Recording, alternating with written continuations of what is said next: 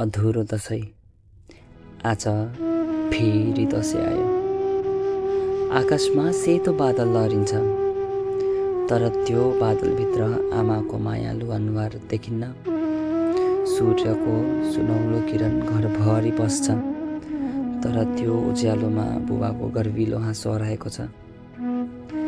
आँगनमा मिठाईको सुवास छ, तर त्यो मिठास आमाको हातको स्पर्श बिना नुनिलो पीडामा बदलिन्छ।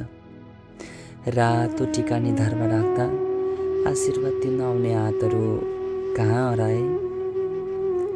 जमराको हरियो र रातो टीकाको उज्यालोमा अधुरो स्मृतिहरू चम्किन्छन्। साँझको चिसो हावा हल्लिन्छ, तर त्यस स्पर्शमा तपाईँहरूको न्यानोपन छैन। पिङ झुन्ड्याएको छ, बालबालिकाको हाँसो गुन्जिन्छ, तर मेरो कानमा चाहिँ बाल्यकालमा तपाईँहरूले दिएको मिठो सम्बोधन मात्र गुन्जिरहन्छ।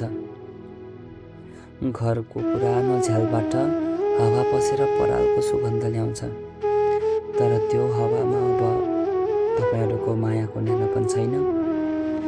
धुलोले ढाकिएको तस्विरहरू शब्द बिना रुँदैछन्, मानौ ती आँखाले पनि मलाई सम्झिरहेका छन्। रातो टीकामाथि राख्दा मनले तपाईँहरूको माया सम्झिन्छ। पिङको हल्का हल्ला, हावा र धुलो सबै दृश्यले अधुरोपनको कथा सुनाउँछ। टीका, चमरा, मिठाई, पिङ, झ्याल, फुल सबै मिलेर सम्झना र खालीपनको पुल बनाउँछन्। आज यो आँगन जसले पहिले हाँसो, उत्साह, रमाइलो उमङ्ग झन्कार बोकेको थियो, आज मौन छ, सुनसान छ। खाली कुर्सी र टुक्रिएको तस्विरहरूले मात्र सम्झनाको कथा सुनाइरहेका छन्। दशैं अधुरो भयो, तर मेरो मनले अझै भन्छ, जमरा जस्तै तपाईँहरूको सम्झना सधैँ हरियो रहनेछ। माथि रातो टीका राख्दा आँखा रसाउँछन्, तर आँसुमा तपाईँहरूको माया देखिन्छ।